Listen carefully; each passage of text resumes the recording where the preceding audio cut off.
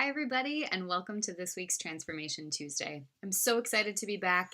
I haven't posted for a few weeks. If I'm being entirely honest, I haven't posted in a few weeks. One, because I haven't been the greatest at managing my time and setting goals that were really attractive and attainable, which I'm sure all of us can understand as we get overwhelmed with all of the to-dos and start to think through all the stuff we have to or should be doing.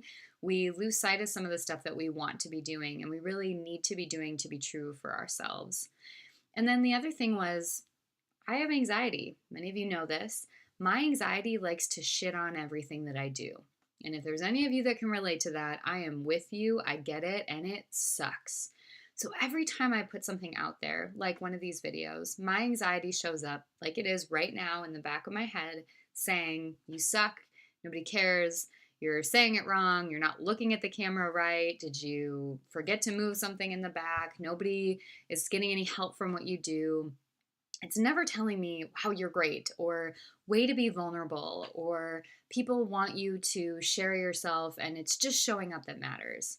So I got in my head after my anxiety talked and got a little louder and stopped posting the videos because I started to kind of ruminate on what is it that people are saying to me. Are they telling me they like it? Well, no, it's not like I'm getting hundreds of thousands of views or people aren't reaching out to me all the time. And so my brain takes that and goes, nobody cares. This is something called all or nothing thinking. My brain goes, if it's not the top video on YouTube, if you don't have 100 views in an hour, if it's not X, Y, and Z, then it's shit. It can never just be what you're doing is great, and it doesn't have to be scaled in any way because you're putting goodness out into the world, and that in and of itself is valuable. So I'm just priming you by talking about this concept of all or nothing thinking because it fits into a category of what's called cognitive distortions, or kind of a simpler way to think about it is a tainted set of glasses through which we view the world. And I'm going to be talking about this over the course of the next few weeks in kind of different segments. And so if it's something that feels important to you, definitely tune in for the next few weeks. It's also something that I'm building a larger webinar on that really dives into and gives you the opportunity to do some deeper work in understanding and uncovering where those distorted ways of thinking and being and engaging in the world came from, how they've been upheld throughout the course of our life, primarily through different interpersonal relationships, experiences, and then what we do to start kind of cleaning off the lenses or scraping off those different layers of distortions to see the world more clearly. For today, though, I'm going to step back and talk a little bit more about changing the way we view ourselves and the world around us. And so in a sense, this kind of connects to overall cleaning up our sense of self, building a positive set of self-esteem. But for me, it has a lot to do with noticing the way that people in workplace, friends, even when I went back home for a few days, what people talk about and how we engage tends to not always be super positive. And I find it interesting that people are always kind of looking for ways to grow and evolve and be better. And I think, almost make it too complicated. I mean, don't get me wrong. If it was that easy to change everything, then I wouldn't have a job. But sometimes what happens is we forget that there's little changes that we can make every day that shift our outlook in a more positive way and help us feel more connected for positive reasons. So I want you to think about two different things. One, the more we talk negatively about ourselves and about other people, the more we are actually hardwiring our brain for negativity. There's a whole bunch of studies, and I pulled this up, so let me grab it again. There's a study that looks at how if we hang out with people who complain, it has an impact on our lives. It was from the Behavioral Brain Research Institute, or it was published in the Behavioral Brain Research magazine. And just one of the things that they looked at is how negative words, says, can actually stimulate parts of our brain associated with perceptions and cognitive functioning. Meaning, the more we speak negatively, outwards and internally, the more it stimulates, meaning activates parts of our brain. And when those parts of our brain get activated, it means it links together and it changes the way we view the world. There's also tons of research that shows that complaining is addictive, about how it wires the brain to see the negatives. And my example is always, if I'm going to start a new job, if I go in, or even if I've been working in this job, and all the employees are talking about how shitty our boss is. They are not great at giving feedback, they're never around, they aren't accessible, they don't do their work.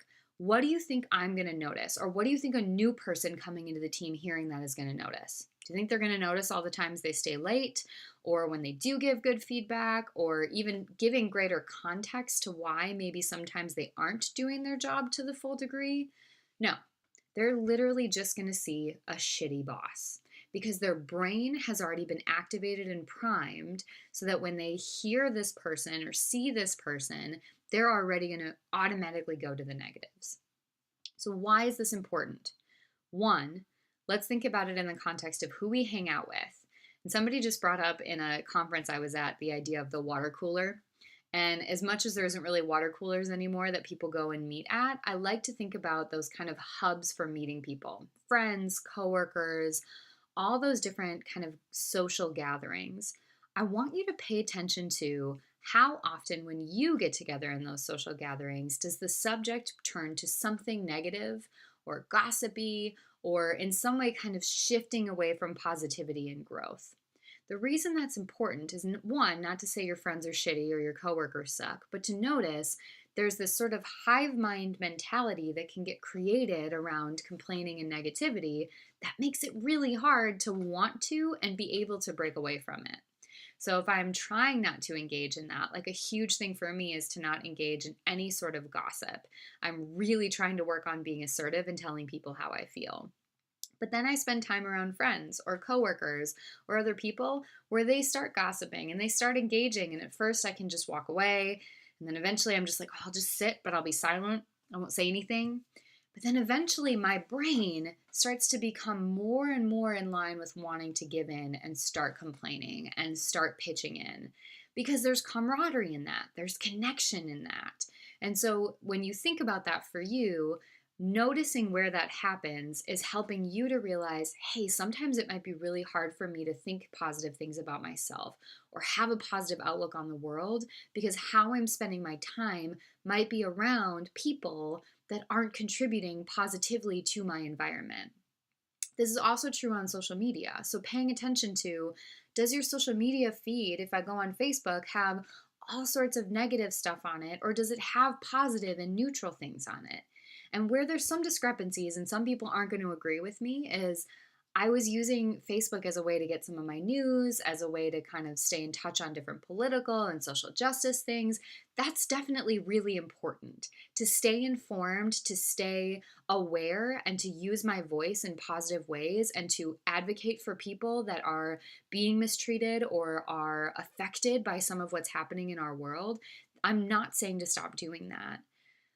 But the idea of having something that is meant for connection and sort of social social exchanges and positivity also be the place that I'm engaging in a lot of that stuff. What I noticed is I would go on there because I had to post something for work, or I was really excited to send a message to a friend that I was going to be seeing when I'm in Wisconsin. And then I get caught in the rabbit hole of negativity. I'm reading comments, I'm looking at all of this stuff, and I'm looking at all these things that are happening in the world, and I suddenly feel depressed. The way I start engaging with people changes. And so it's important, I think, to think about how and why you are using social media. And again, thinking about what is my intention when I'm showing up to these places. Because if I'm reading and scrolling through a lot of negative stuff, it might make sense that I'm having a hard time saying positive things or feeling positive in my life. And then the second thing is noticing how we talk to ourselves in our head.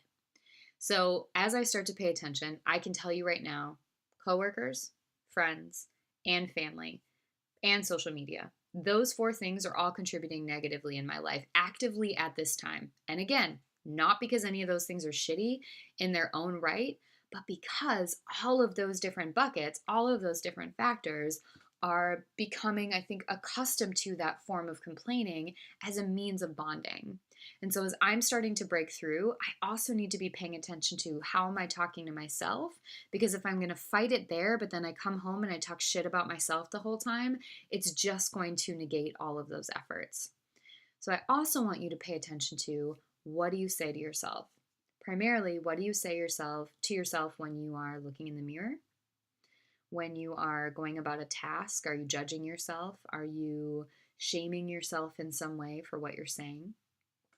And all of this is to start thinking about kind of what is the norm I've created for myself, to not judge ourselves for it, but to create a little compassion about why it's so hard to suddenly start having self-love radiate from every orifice on your body.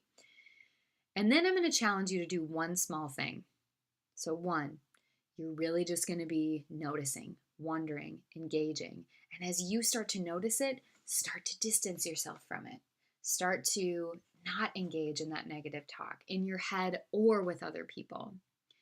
But the thing I do every night that has honestly made a significant difference in the way I view myself and my outlook on my day is I wake up every morning and I say one intention that I'm setting for the day and one thing that I like about myself. It doesn't mean I have to love myself every day. It doesn't mean I like everything about myself, but I try to come up with one intention and one thing I like about myself. And then on the flip side, at the end of the day, my husband and I like to say one thing we're grateful for, one success we've had of the day, and one thing that we want to compliment ourselves or each other for at the end of the day. Each of those things is extremely uncomfortable, especially if we're complimenting ourselves. And what I have noticed is the ability to engage in those two things has started to make it easier for me to tackle all of the other moments where my negative self-talk shows up.